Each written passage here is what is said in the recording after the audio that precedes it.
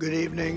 Before we begin, ইরানি গুপ্ত হত্যার বিশ্বাসযোগ্য হুমকির মুখে তুরস্ক সফরের সময় চরম গোপনীয়তার আশ্রয় নিয়েছিলেন মার্কিন প্রেসিডেন্ট ডোনাল্ড ট্রাম্প। সিনেমার চরম কোনো স্পাই থ্রিলারকেও যেন হার মানালো মার্কিন প্রেসিডেন্টের সাম্প্রতিক তুরস্ক সফর। আনকারা থেকে যুক্তরাষ্ট্র যাওয়ার পথে সাংবাদিকদের পাশাপাশি নিজের হোয়াইট হাউস কর্মকর্তাদের চোখ ফাঁকি দিয়ে বিমানে ওঠার পর গোপনে খাবারের ট্রাকে চড়ে তৃতীয় একটি সামরিক ফ্লাইটে দেশ ছাড়েন তিনি। সংবাদ মাধ্যম ওয়াশিংটন পোস্টের এক প্রতিবেদনে তথ্য প্রকাশের পর বিষয়টি নিয়ে আন্তর্জাতিক অঙ্গনে আলোচনা শুরু হয়েছে।